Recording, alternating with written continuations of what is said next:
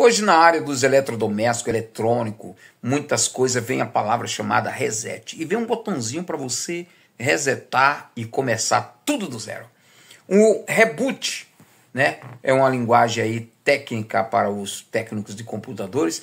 Tem a palavra reboot. O nosso Deus é especialista em reiniciar, em dar um restart, em fazer o reboot e começar tudo novo. Lembra do filho pródigo que se perdeu aí no meio do caminho? Deus deu um reboot e ele disse, caindo em si, ele disse, eu vou voltar para a casa do meu pai. Eu vou voltar para a casa do meu pai. Voltou. Quem sabe você precisa de um reboot? Você precisa de um reset para voltar para a casa de Deus. Meus irmãos, a paz do Senhor, tudo bem? Mais um devocional diário da The Holy Ness. Hoje é dia 25 de março de 2025 e o tema é uma reinicialização graciosa, mostrando que o nosso Deus, ele é especialista em recomeçar tudo de novo. Vale a pena recomeçar. Às vezes as coisas nas nossas vidas, irmão, que parece que a gente quer recomeçar.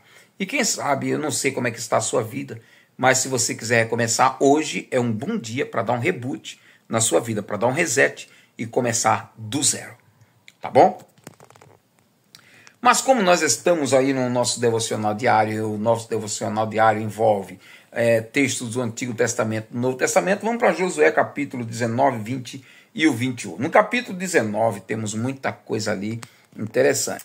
A terra é distribuída aí para as 12 tribos de Israel, né? As 12 tribos de Israel, cada um pega o seu pedaço. Mas o que me chamou a atenção foi a tribo de Dan, no capítulo 19. A tribo de Dan, elas herdaram um pouco da terra, mas quando eles olharam, disseram, é muito pouco para nós, vamos tomar mais terra. E a Bíblia diz que eles partiram para cima de uma cidade chamada Lezém, e tomou Lezém, e lá em Lezém ele coloca o nome de Dan. Né? Às vezes Deus dá aquele pouco território, aquele pouquinho, que é para você se esforçar. Esforça-te e tem bom ânimo, que Deus vai te dar mais, tá? Capítulo número 20 começa aí a cidade de refúgio. A Bíblia diz que Deus ordena o povo de Israel a deixarem a cidade de refúgio. Eu coloquei aqui os nomes delas. A primeira cidade foi Quedes, na Galileia. A segunda cidade foi Sequém, né, na tribo de Efraim. A terceira cidade foi Kiriat-Arba, que era Hebron, né, na tribo de Judá. A outra foi Bezer, na tribo de Rubens. Outra cidade foi Ramote-Gileade, né, na tribo de Gade. E a outra cidade foi Golã de Bazã, na tribo de Manassés. Né? Então aí o capítulo 20 era para tratar das cidades de refúgio. Para que aquela cidade de refúgio? Nós já falamos lá atrás. Era para quando um homem, por exemplo, acidentalmente matasse um outro, ele estaria, vamos supor, ele está na mata cortando uma lenha, né, com um machado, e o machado escapuliu da madeira e bateu na cabeça de um cidadão lá e matou. E foi sem querer, foi um acidente. Então, para a família daquele que morreu não viesse se vingar desse assassino, ele fugia e se escondia em uma dessas cidades de refúgio. Aí a família não procuraria ele lá e quem estava lá dentro da cidade também não entregariam ele. E ele ficaria lá até o sumo sacerdote daquela cidade morrer. Aí ele estaria livre de qualquer condenação. Chegamos no capítulo 21. No capítulo 21, toda a terra é repartida pelos levitas, né? Para os levitas, né? Esse é um pedaço aqui, outro pedaço ali, e reparte para as 12 tribos de Israel. E depois reparte a terra para os levitas, que não teriam direito na terra, mas somente onde eles iam morar e onde eles iam colocar os animais, né, como pasto. E agora já foi liberado tudo. Aí no capítulo 21 e 43 de Josué, eu achei muito interessante. Assim o Senhor cumpriu a promessa que ele havia feito para os nossos pais. Fez uma promessa para Abraão, Isaque, Jacó e cumpriu 400 anos depois. Às vezes a gente que somos apressados demais. Deus faz uma promessa para mim, eu sou apressado. Deus me faz uma promessa hoje. Homem, vou eu te dar um carro, eu já estou tentando ligar na chave, cadê o carro? Ah, homem, vou eu te dar uma casa, eu já quero encontrar a porta para abrir. Homem, vou eu te dar vitória, eu estou correndo, Senhor, cadê a vitória, cadê a vitória? Nós somos muito apressados, a gente pensa que é para ontem, para hoje, né? E a Bíblia diz que na vida de Abraão, Isaque e Jacó, Deus cumpriu a promessa.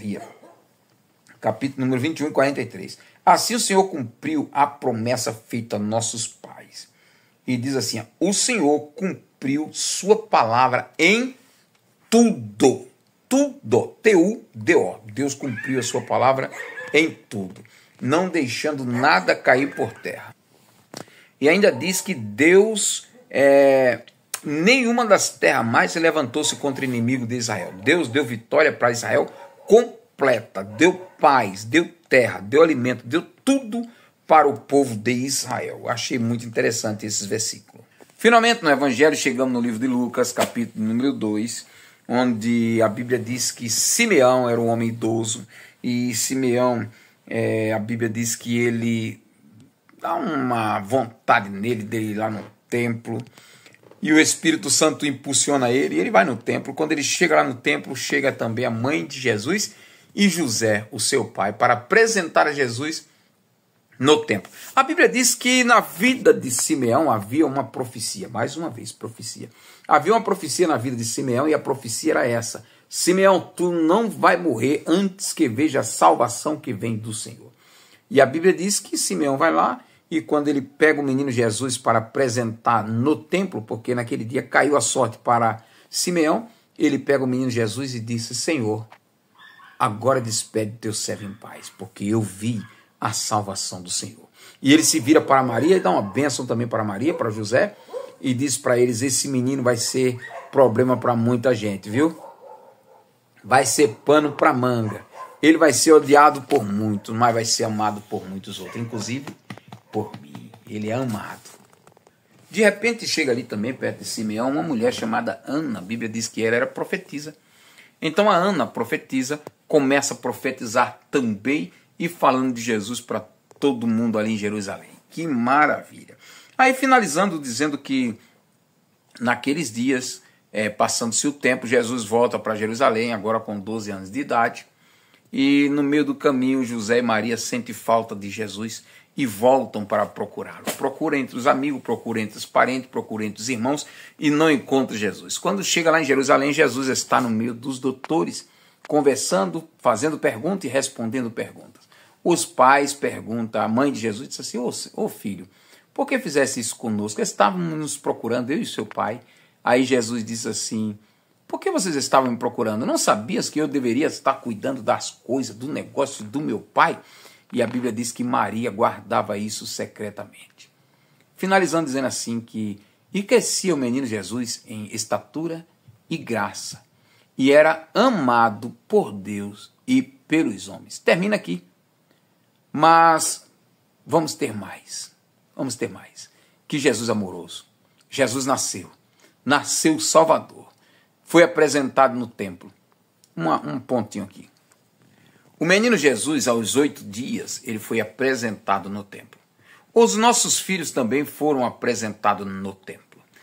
O crente, né, da Assembleia de Deus, né, nós não batizamos criança. Por quê? Nós entendemos que ela não sabe o que é batismo, ela não sabe o que é pecado. Então nós a levamos ao templo, oramos e apresentando ela a Jesus, a Deus no templo, assim como o Senhor Jesus foi apresentado quando criança. Um grande abraço a todos. Deus abençoe, amanhã tem mais.